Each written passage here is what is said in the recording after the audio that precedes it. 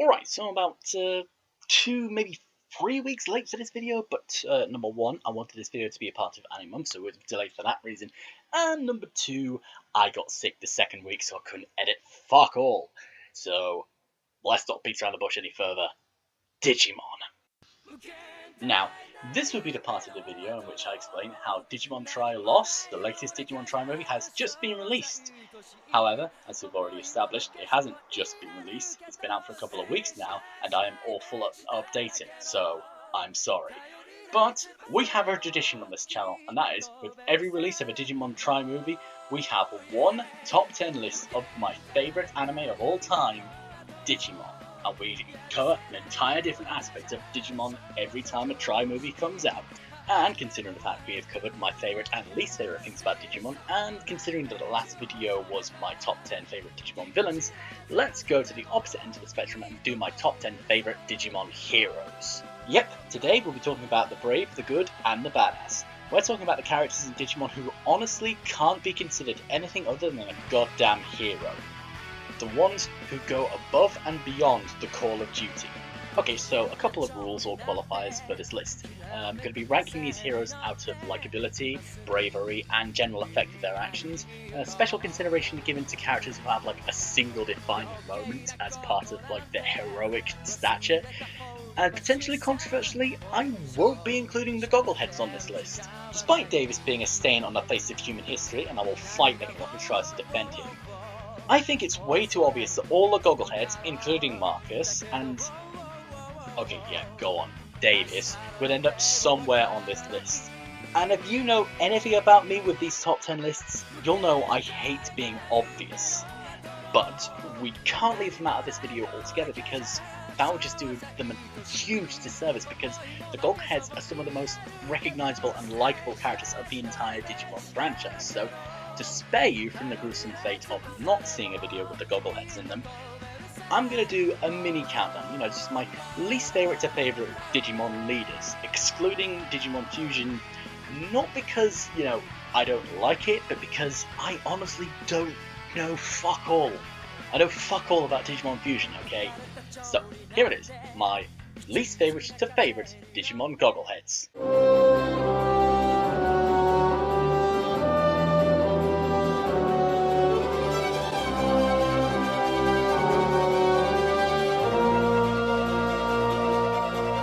Bottom of the list at number 5, Davis. We all know my opinions of him.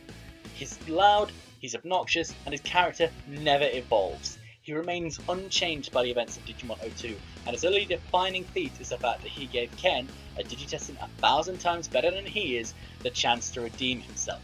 He's a pathetic attempt on the part of the Digimon creative team to try and recreate the majesty of its former self by not only having Davis wear Ty's iconic goggles, but by having him share the older Digidestant's crest of courage, his passion for football, and his overprotectiveness of Kari. Except that in Davis' case, it's because he's a bull-headed moron who sees Kari as, quote, his girl, and therefore any charm that can be gleaned from that trait of him is quickly diminished. It's my fault we're late. I had an appointment for a haircut, and when I looked in the mirror, I realized my hair was perfect.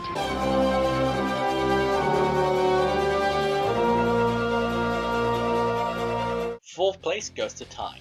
I love this character, but it could be said that the reason that Davis was such a shit Digidestined was because, as I've already said, they were trying to remake Ty for the new season, and Ty was an objectively flawed leader. He was obnoxious and loud and clashed with just about everyone on his team at one point or another. However, what proves Ty to be a better character and leader than Davis is the fact that Ty learns from his errors, and, as I hinted at during the Davis monologue, he does have a genuine sense of care for those around him. Though hot-tempered and overly protective of his younger sister, it does come from the right place. And while his willingness to dive headfirst into danger shows reckless disregard for the safety of himself and those around him at the beginning of the series, by the end, it's turned on its head to be a willing and strategic display of self-sacrifice for the greater good, as Tai stands with Wargreymon by himself, waiting for Matt and Metal Gururumon to help him defeat Piedmon. A man must face himself before he can face his enemies.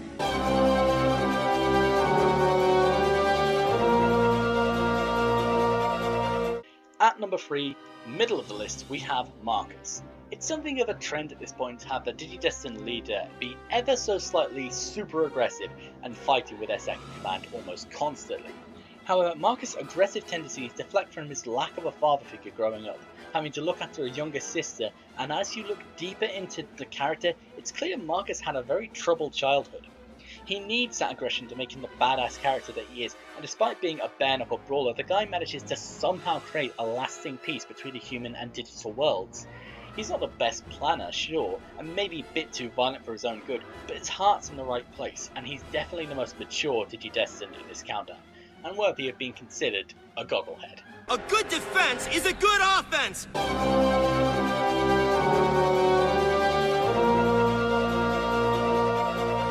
Runner-up, second place, goes to Takuya. What can I say about this guy?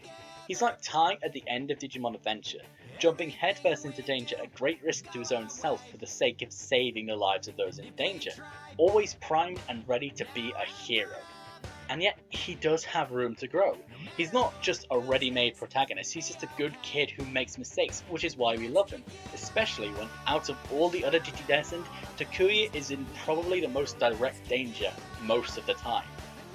He only misses out on the top spot though, because while he is always ready to be the hero, he's a little too eager to throw himself into danger, even if it's for all the right reasons, as he's usually bringing the rest of his team along for the ride. You know, JP, if you hadn't fed chocolate to that Trailmon, we'd be riding in air-conditioned comfort right now.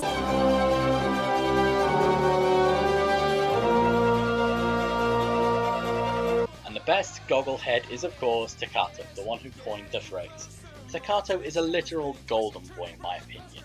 A perfect character arc. He goes from being a shy, nerdy Digimon fan into a fully fledged Digimon tamer. And you know what? He's still a shy, nerdy kid to boot. He doesn't take the leader position, like he wasn't forced into it, he just assumes it, like it was a role he was naturally meant to assume in the group dynamic he was in. I honestly feel like Takato is the most human and the most vulnerable Goggle-head on the list, which sucks some big donkey balls for him because he has to face some of the darkest shit in the entire Digimon franchise. And yet, he came out the other side more or less the same dork that he was when he went in. And even if we were with them, they still might not be safe, because we attract trouble like a magnet. Right, now that that's out of the way, let's go! My top 10 favourite Digimon Heroes.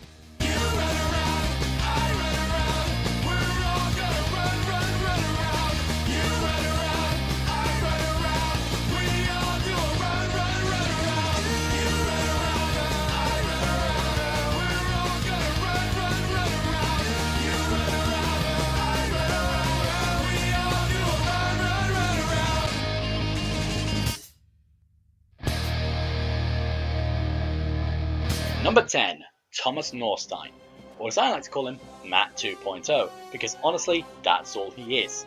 Got the same hair, got the same eyes, same fucking complexion, heck, even his voice is pretty damn similar. But, credit where credit's due, while Thomas may initially seem like a carbon copy clone of Matt, unlike Matt, Thomas adds more to the group dynamic other than pointless brooding. Look, you could defend him all you like in the comments, but to me, Matt was about as bland as a piece of toast. But let's forget about Matt and concentrate on what makes Thomas a Digimon hero. First of all, he's one of the only few Digimon seconds who are properly able to rein in their particular leader. Honestly, the amount of stupid shit Thomas prevents Marcus from doing throughout Digisquad is amazing. He's got that typical Digimon second quality of having this sort of quiet, brooding, tough guy persona, but really that's just hiding what's usually a nice guy. But with Thomas, you kind of expect that considering he watched his mother get run down by a fucking truck. Did you see that? No, I was sleeping. Jesus fucking Christ, there's parent issues and then there's trying to turn your kid into goddamn Batman. I feel like he's not exactly been the best big brother in the world though, because we barely hear him talk about his sister up until she's introduced, and there are 1,000 ways he could have saved her from Kurata. It's probably the stupidest decision he makes in the entire series, with disastrous consequences. But to be fair, he is voiced by Crispin goddamn Freeman.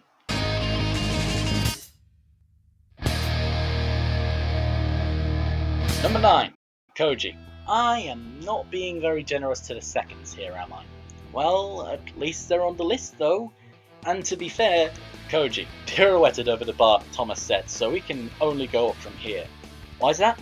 because the Digimon Frontier Digidestined are a team of goddamn badasses, and Koji gets bonus points for being a typical lone wolf character. I mean, okay, all the seconds are like that, but Koji really takes it to a whole new level, spending a good chunk of the first part of Digimon Frontier alone, by himself in the digital world. That already is pretty damn badass for a Digidestined who has a Digimon partner, but when you consider the fact that Koji is Sans Digimon partner, that he's basically just a human kid and only turns into a Digimon when he absolutely needs to, takes it to a whole fucking new level. And notice how I point out the fact that Koji doesn't turn into a Digimon every time he has to fight, but only when he needs to be a Digimon. Because there's a lot of times where Koji will kick Digimon ass with his own human feet. It is seriously badass. And yes, I know, I can already hear you saying it in the comments, this is meant to be a top 10 list of Digimon heroes, not Digimon badasses, but come on. There are a lot of instances throughout Frontier that single out Koji as a genuine hero, but I think what makes him a proper hero is the fact that he has lone wolf syndrome, he's humble, brave and patient almost to a fault. He never rushes into a fight unless there's no other choice, and when Takuya might be getting out of line, you can always count on Koji to absolutely take the Goggle-head to task for being an idiot.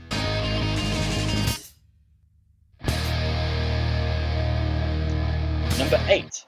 Joe. Okay, slightly unusual choice here, but let me explain. It's one of the great tragedies of Digimon that if you're not the leader or the second, you tend to get forgotten once the third act of the season kicks off. Usually because the first and the seconds get unique evolutions. Happen in Adventure, O2, Tamers. Frontier got the worst of it though, because they turned into Digimon, it literally just became the Takuya and Koji power hour by the end of Frontier. Felt so bad for those other kids. The only time it didn't really happen was in Data Squad, when fucking everyone got the burst mode. Which, you know, to be fair, it makes the accomplishments of those who aren't fortunate enough to be Goggle-heads or seconds stand out even more. Case in point, Joe. For the first part of Digimon Adventure, Joe was simply considered the stick-in-the-mud character, the one who complained about everything, who seemed to suck all the joy out of this adventure the kids were taking on. But that's just part of what makes Joe a hero, because while he does loosen up, he never loses that protective streak he has in him. He's constantly making sure that the rest of the Digidestined are safe, taking total responsibility for their safety and their well-being. He's not a leader by any means, but he's definitely responsible for keeping the Digidestined alive in his own way, through simple caution and the fact he's their go-to medic. He's just a hero on a very human level, you know. It's a level of hero we can get our heads around because he's a doctor, you know? And he's such a hero, because he even offers his medical services to former enemies of his, you know? And he's a very sort of unsung hero as well. And honestly, Joe needed more attention in Digimon Adventure and O2.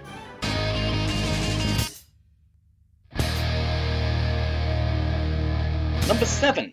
TK. But only from Adventure O2. Okay, there are a few characters on this list who appear in 2 seasons of Digimon, and their traits tend to carry over. But in the case of TK, I had to divide it between O2 and Adventure, because Adventure TK pissed me the fuck off. His voice was probably the most annoying thing about him, but apart from that, he barely did anything, and almost constantly had the older children looking after him, and Patamon evolves into Angemon, arguably one of the coolest Digimon Adventure, a grand total of about 7 times, and he only evolves into Magna Angemon fucking twice. TK, step up your game, son. I know he's the youngest. I know that he's like meant to be the one that everyone protects and shit, I get that. But that doesn't excuse him from the general lack of shit he manages to do. I mean, Kari does more than TK, and she is in the show for about half as much time as him. TK, for the most part of O2, is very much like his adventure self, except less annoying, as a voice I can actually take seriously, and actually does a bunch of shit. He's still bright and happy and shit, but he's the voice of experience for the O2 Digidestined. But when TK needs to throw down, he goes full-on berserk. He's on the best parts of his adventure self and Matt just sort of smushed together. And then there's that one particular moment that made TK a badass in the eyes of everyone who watched O2. And we all know what moment I'm talking about, come on. It's one of the golden memories of Digimon O2. There are very few of those, I will admit. but it's glorious. The moment where TK fucking kicks the shit out of Ken. It was both weird and fascinating to see TK, possibly one of the biggest pacifists on the show, be the first one to throw some actual punches. And it made TK look like a goddamn badass. Literally, Ken whips TK in the fucking face, like that's a metal tipped flail. And TK just shrugs it off like, you mad bro? Adventure TK kinda pissed me off. O2 TK, that's a damn fine job.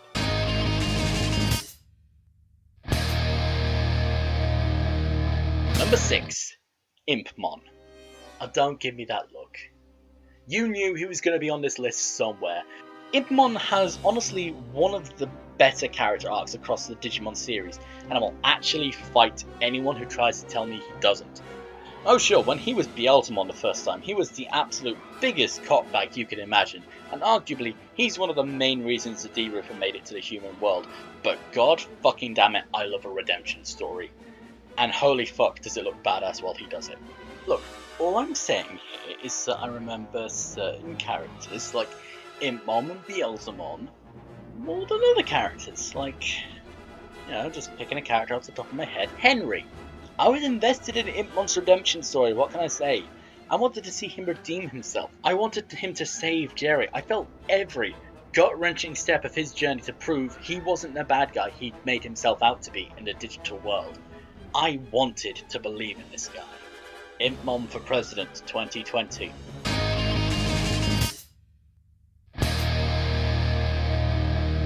Number 5, Spencer Damon.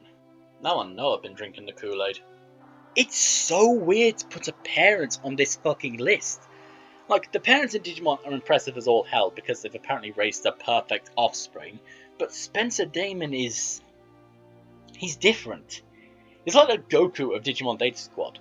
While his son is ultimately the hero of the story, that doesn't detract from the fact that Spencer is a hero in his own goddamn right. And yeah, he's the Goku of Data Squad because he's also kind of a terrible father.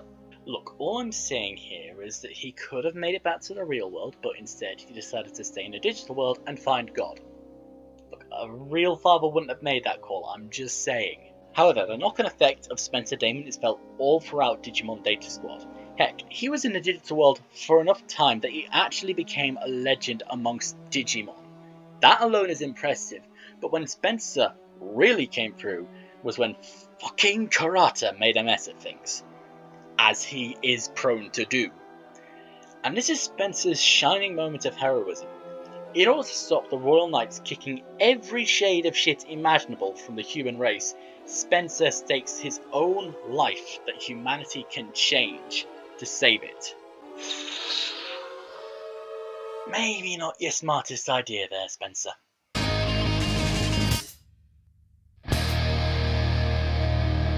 Number 4, Izzy.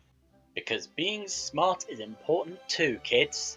Izzy, in my opinion, doesn't have a single defining moment in Digimon Adventure that makes him a hero. But just like Joe, Izzy is a background hero. Arguably the most important character in the entirety of Digimon Adventure simply because of his intelligence. It's through him the Adventure Digidestined learn everything that goes on in the digital world. He's the one who guides them, who comes up with all the answers, makes all the plans, and he's the one Tai turns to when they really need out of a jam. If all of that doesn't highlight how much of a goddamn hero Izzy is, then I don't know what will.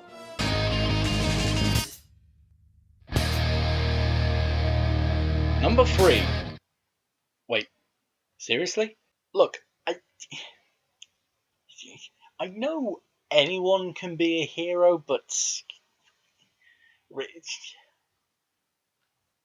okay, whatever you say. Wormmon. This might be one of the strangest entries on this list, because for half of Digimon 02, Wormmon is just a standard Digimon partner to Ken.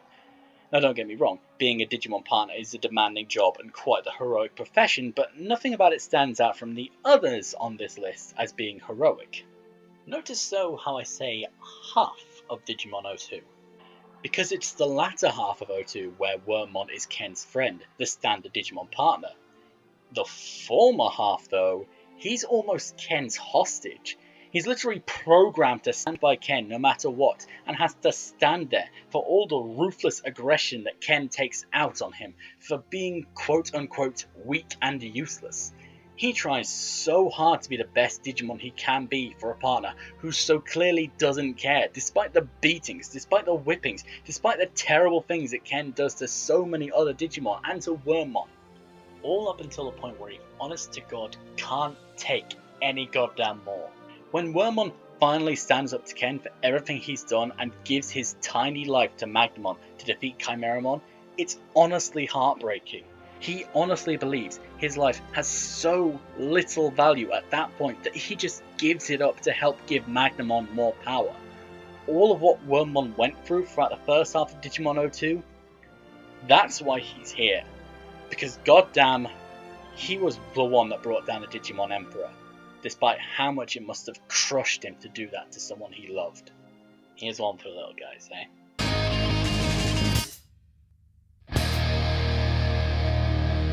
Number 2, Wizardmon. Okay, I'm ready.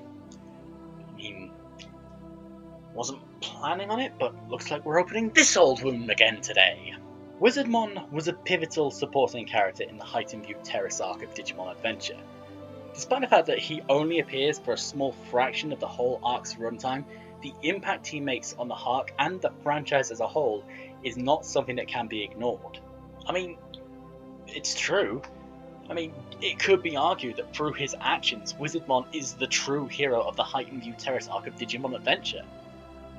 Not Wargreymon, not Metalgarurumon, not Tai, Kari, TK or Matt, no, Wizardmon. Now, it could be really easy to say that Wizardmon's death is maybe overhyped because he's one of the few Digimon who don't come back after they've been killed off, which makes his death more tragic, dramatic and memorable. But his sacrifice to save Kari and Gatomon would have meant the exact same thing even if he came back. But that's not the only reason why Wizardmon is a hero. It's just the most important, you know? I mean, think about it. Wizardmon was only a member of Myotismon's army because Gatomon was. What was it he told her? Myotismon has nothing to do with this. I fight by your side, not his. The guy was literally there to help Gatomon because he was her friend, infiltrated the ranks of the most dangerous Digimon in the digital world and turned traitor to save his best friend before taking the enemy's most dangerous ace in the hole away from him. He's like the last Spartan from God of War. He's a small part in a grander story, but everything he does is so impressive, so amazing, and it doesn't change the fact that his death is both inevitable and tragic. And the number 1 Digimon hero is Ryo Akiyama. Oh no, fuck this guy. Fuck him. You know, there's a long list of Digimon in the Digimon series that give their lives for their partners, for their friends, heck, even just the digital world in general. And, you know, maybe I should have put Angemon somewhere on this list, because he was the person who did it first, but in most cases, Digimon come back. Digimon are recreated as a Digi-Egg after they die. Unless you were born in the Tamers universe, in which case...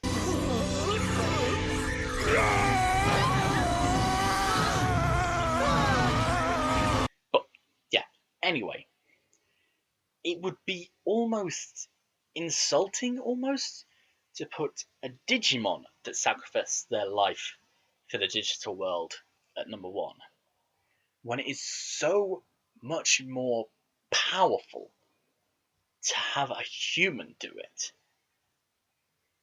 Maybe I should have put Oikawa here, maybe, but I've already put him at my top 10 Digimon villains list, and he was more of a villain than a good guy at the end. But that doesn't change the fact that this human gave his life for all the right reasons, and that makes him a hero in my book, and it has absolutely nothing to do with the fact he's also voiced by Crispin Goddamn Freeman. Koichi. You think Impmon's quest for redemption was intense? How about having to try and forgive yourself for nearly killing your own goddamn brother and 4 of his best friends? That's a call for some grade A therapy if I ever did see one. But his heroics don't fully come into play up until the finale of Digimon Frontier. Because holy hell, Digimon giving their lives for friends and family, that's intense. Long lost twin brother giving his life for friends and family, that is going to be a tearjerker. You could make the very real argument that Koichi's sacrifice at the end of Digimon Frontier was a sort of symbolic, almost token gesture at this point, because he's technically dead in the real world at this point, but it doesn't change the fact that he's willing to do this for his family, for his friends. He's willing to give his life to try and save the world at this point. That, you can argue the fact that he isn't technically alive in the digital world all you want, but that doesn't change the fact that he's willing to do this. It's still his consciousness, his physical form he is giving up. And in the real world, he is fucking dead. Like, for a minute, before like the Digidestin from Frontier come in and actually resuscitate him, he is literally on the operating table, dead. So you don't tell me that his sacrifice is symbolic or a token gesture or doesn't mean anything, okay? Because it fucking means something.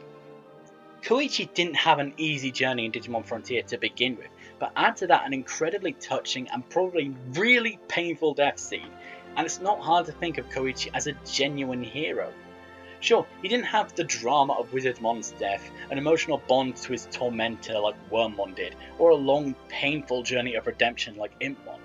But that just makes Koichi even more amazing. He didn't need all of that to make his mark.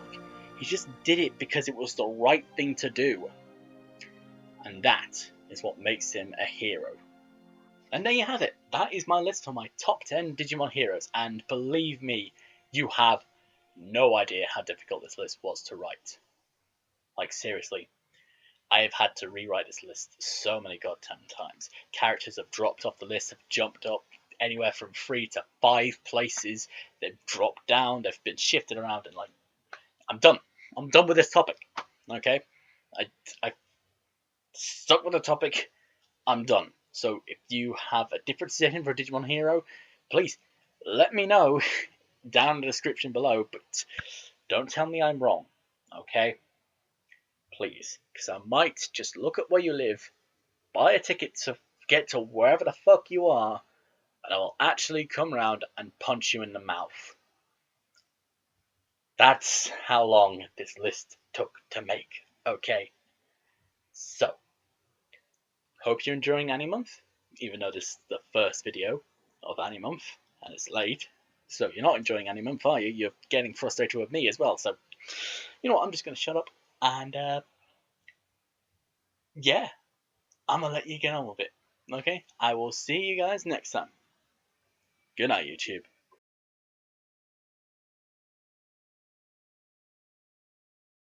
What happens when I come up with something crazy?